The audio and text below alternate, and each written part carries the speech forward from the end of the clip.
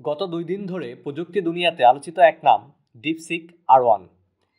চীনা কোম্পানি ডিপসিকের তৈরি artificial intelligence বা এআই চালিত চ্যাটবট যুক্তরাষ্ট্রের বাজারে ১০ জানুয়ারি ২০২৫ সালে মুক্তি দেওয়া হয়।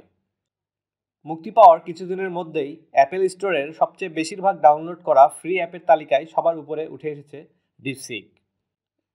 ডিপসিকের মূল প্রতিষ্ঠানটি বলেছে তাদের নতুন তৈরি এআই মডেল বাজারের শীর্ষ এআই মডেল চ্যাট জিপিটির সমকক্ষ।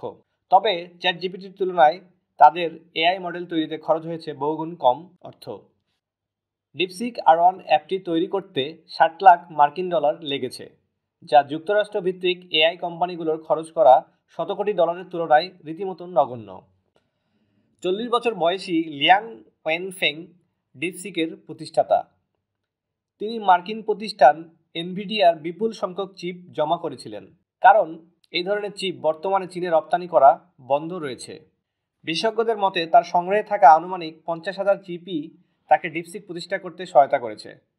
এই ধরনের চিপের সাথে অপেক্ষাকৃত কম দামি চিপ সংযুক্ত করে, যেগুলো এখনও চীনে রপ্তানি করা হয়, তিনি ডিপসিক তৈরি করেছেন বলে ধারণা করা হয়। কি করে এই ডিপসিক অ্যাপ? ডিপসিক জনপ্রিয় হয়েছে এর শক্তিশালী এআই অ্যাসিস্ট্যান্ট টুলের জন্য। এটির কার্যক্রম চ্যাট জিপিটির মতোই। অ্যাপ স্টোরে দেওয়া বর্ণনা অনুযায়ী এটি তৈরি করা হয়েছে আপনার কর্মদক্ষতা বাড়াতে এবং আপনার প্রশ্নের উত্তর দিতে। এই অ্যাপের সাহায্যে ম্যাথের সলিউশন এবং কোডিংও করতে পারেন। ডিপসিকের উত্থান যুক্তরাষ্ট্রের শেয়ার বাজারেও প্রভাব ফেলেছে। ডিপসিকের সাফল্যের কারণে এনভিডিয়া, ওপেনএআই, মেটা ও মাইক্রোসফট সহ অনেক এআই প্রতিষ্ঠানের শেয়ারের দাম কমে গেছে। এদের মধ্যে সবচেয়ে বেশি ক্ষতিগ্রস্ত হয়েছে যুক্তরাষ্ট্র ভিত্তিক প্রতিষ্ঠান এনভিডিয়া। তাদের বাজার মূল্য কমেছে $60,000 কোটি, যা যুক্তরাষ্ট্রের ইতিহাসে একদিনের হিসাবে কোনো একটি কোম্পানির জন্য সর্বোচ্চ। ভিডিওটি ভালো লাগলে চ্যানেলটি সাবস্ক্রাইব করুন। ধন্যবাদ।